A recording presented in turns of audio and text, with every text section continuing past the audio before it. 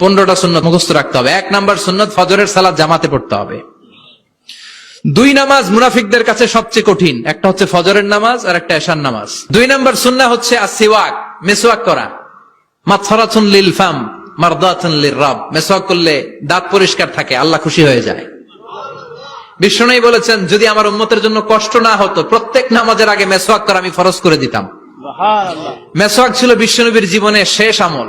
এই মেসওয়াক করে বিশ্বনবী শেষ নিঃশ্বাস ত্যাগ করেছেন। বিশ্বনবী বলতেন নি'মা সিওয়াকি আয-যাইতুন ফাইন্নাহু সিওয়াকি ওয়া সিওয়াকুল আমবিয়া মিন ক্বাবলি। জাইতুনের ডালের মেসওয়াক কতই না ভালো, কারণ এটা দিয়ে আমিও মেসওয়াক করি, আমার আগে সব নবীরাই জাইতুনের ডাল দিয়ে মেসওয়াক করেছে। সুবহানাল্লাহ। 3 নাম্বার হচ্ছে দুহুন, তেল মালিশ করবেন। বিশ্বনবী জাইতুনের তেল চুলে আর গায়ে দিতেন। বিশ্বনবী বলতেন ওয়াদাহিনু ফাইন্না ফিত তাদহিনি বারাকাত, তেল খাও, তেল দাও, তেল মালিশ করো, তেলের ভেতরে আল্লাহ বরকত ঢুকাইয়া দিছে। 4 নম্বরে আত্তিব, জুমার দিনে সুগন্ধি লাগিয়ে যাওয়া সুন্নাত।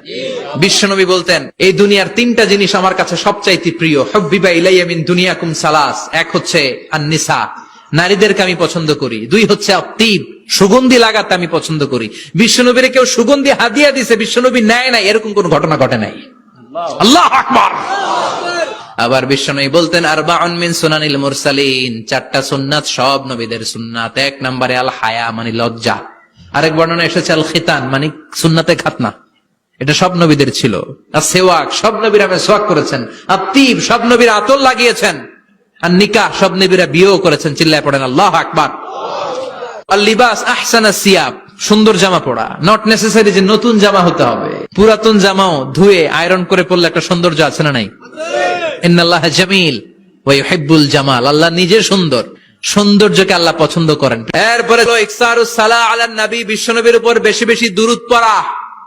বিশ্বনবী বলতেন জুমার দিন শ্রেষ্ঠ দিন, এই দিন আমার উপর বেশি বেশি দুরূদ পড়ো। ফাইন্না সালাতাকুম মা'রুদাতুন আলাইয়া, কেননা তোমরা যে আমার উপর দুরূদ পড়ো, আমি মরে যাওয়ার পরে এই দুরূদগুলো কে পাঠিয়েছে তার নাম, তার বাবার নাম সহ ফেরেশতারা আমার কবরে দিয়ে আসে। সুবহানাল্লাহ। সাহাবারা বললেন ইয়া রাসূলুল্লাহ কাইফা সালাতুনা মা'রুদাতুন আলাই, আপনি মরে যাওয়ার পরে আমাদের দুরূদ কেমন করে আপনি দেখবেন? ওয়াকাদ আরিমতা, আপনি তো পচে গলে মাটির সাথে মিশে যাবেন। বিশ্বনবী বলেন ইন্নাল্লাহা হাররামা আলাল আরদি আন তাকুলা আজসাদাল আম্বিয়া, নবীদের লাশকে খেয়ে ফেলা, নবীদের লাশকে পচিয়ে ফেলা জমিনের সব মাটির জন্য আল্লাহ হারাম করে দিয়েছে। এরপরে বিশ্বনবী বলতেন জুমার দিনে সূরাতুল কাহাফ পড়বা, কাহাফ পড়া সুন্নাহ। বিশ্বনবী বললেন সূরাতুল কাহাফ যে তেলাওয়াত করবে ইয়াকুনু লাহু নূর, এই সূরাতুল কাহাফ কিয়ামতের দিন তার সামনে বিশাল একটা আলো হয়ে আসবে। এই আলো দিয়ে পুলসিরাত পার হয়ে ওই বান্দা জান্নাতের ভেতরে ঢুকে যাবে। আবার বিশ্বনবী বলেন যারা সূরাতুল কাহাফের প্রথম 10 আয়াত তেলাওয়াত করবে জুমার দিন, শেষের 10 আয়াত যারা জুমার দিন তেলাওয়াত করবে, দাজ্জালের ফিতনা থেকে তাদেরকে মুক্ত রাখবে কে? এরপর আত-তাবকির ইলাল মসজিদ, মসজিদে আগে আগে যাওয়া সুন্নত। আগে যিনি যাবে উনি কি পাবে? তারপরে গরু, তারপরে বকরি, তারপরে মুরগি, মুরগির পরে ডিম না আন্ডা? আন্ডা। আল মাশিউ আলাল ইকদাম, বিশ্বনবী বললেন হেঁটে হেঁটে জুমার নামাজে যাওয়া সুন্নাহ। প্রতি কদমে কদমে আমলনামায় সওয়াব দিয়ে দিবে কে?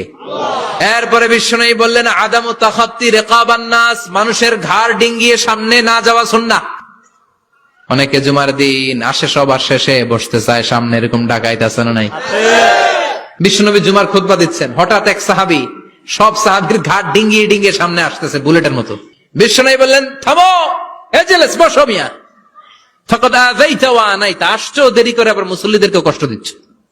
যেখানে জায়গা পাবেন ওইখানে বসবেন, মানুষের ঘাড় ডিঙ্গিয়ে সামনের কাতারে যাওয়া এটা ঠিক না। এরপরে বিশ্বনবী বললেন দুখুলুল মসজিদে রাকাতাইন, জুমার নামাজের দিন মসজিদে ঢোকার পরে 2 রাকাত পড়া সুন্নত। কয় রাকাত? 2 রাকাত। এরপরে বিশ্বনবী বললেন ইনসাত, চুপ থেকে খুতবা শুনবা। তাহলে জুমার নামাজে কথা বলা যাবে না, কেউ কথা বললে চুপ করো, এই কথাটাও বলতে বিশ্বনবী নিষেধ করেছেন। চিল্লায় বলেন ঠিক কিনা? এরপরে মজার একটা কথা বিশ্বনবী বলেছেন জুমার নামাজ পড়তে যে যদি কারো ঘুম আসে জায়গা চেঞ্জ করে বসো। পুরো মসজিদের ডানে বায়ে রহমতে ঠাসা, খালি ঘুম আর ঘুম, আছে না নাই? ঘুম আসলে কি করবেন? উঠে যাবেন, উঠে জায়গা চেঞ্জ করবেন, পানির ঝাপটা দিবেন, ঘুম দূর করে দিবে কে? তারপরে বিশ্বনবী বললেন জুমার দিন দোয়া করলে কবুল হয়। এটা কখন? অনেক ইখতিলাফ আছে, বেশিরভাগ মুহাদ্দিসিন বলেছেন জুমার দিন আসরের নামাজের পর থেকে মাগরিবের আগ পর্যন্ত, বিশেষ করে মাগরিবের আগের আধা ঘন্টা, এই সময় আল্লাহর কাছে বান্দা যদি কিছু চায় এই দোয়া আল্লাহ ফিরিয়ে দেয় না। এই 15টা সুন্নাত আমল করা যাবে তো? সবাই রাজি?